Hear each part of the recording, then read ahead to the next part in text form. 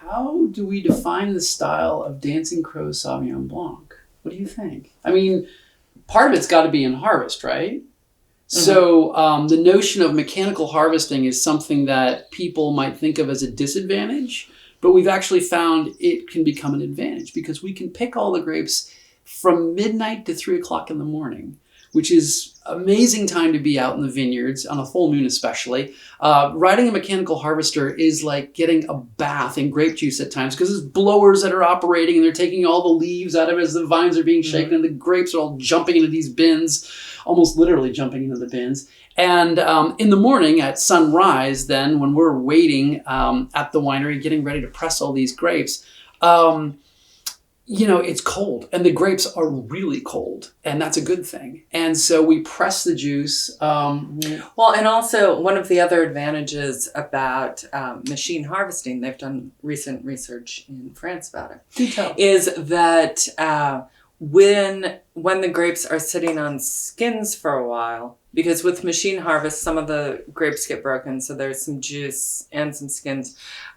You actually get a natural antioxidant effect going on with the grapes and the juice. Nice. And so with the skin contact, you get a little more aromatics, but it's protected from oxidation because of that natural antioxidant effect. I like that. Yeah. Well, Katharine references glutathione, which is the preservative compound. And the amazing thing is it's more potent and works by a different action than sulfur dioxide does.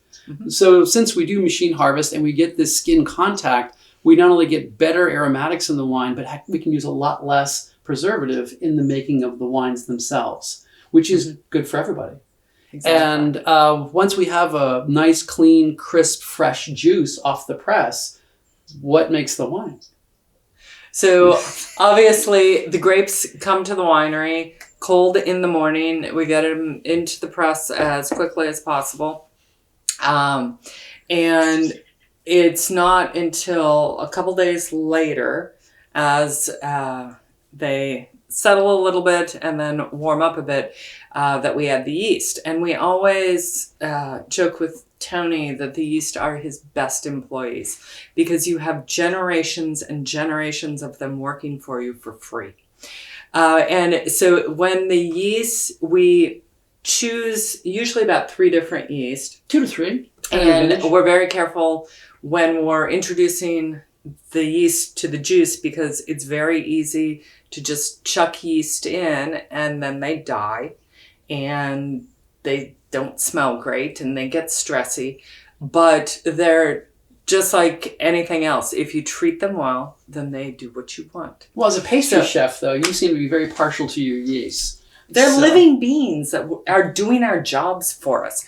So we, when we hydrate the yeast, we make sure that they're fed and they've got all the nutrients they want. They get some, so that before they go into the sugar and have the alcohol party, they've had some growing food, they've gotten strong, and then they go in and you don't just pour them in dry, turn the temperature down. And the great thing is that the guys that we work with at the winery have gotten used to how strongly I feel about the yeast. And so they'll be hanging out with us because it takes a while to get everything to the right temperature. And one of them will ask me, "Are the babies ready yet?" And I say, "Yes, now we can add them to the juice." Well, and the interesting thing about fermentation actually is it's a wonderful trick of nature in that the juice as it ferments doesn't just assume an aroma like pears or like peaches or like apples. It actually assumes the aroma identical to pears or peaches or apples. And that's the magic of the yeast and fermentation. It can take those wonderful things that come out of the grapes that we really can't smell yet and turn them into the actual aroma of white pineapple, as you say, or peach, or apricot, or apple. Or thyme. Or thyme. And the reason for that is because the yeast were doing this to be able to spread themselves, attract bees with those fancy aromas to be spread from fruit to fruit. And that's the way you produce more yeast in nature, is by fermenting things.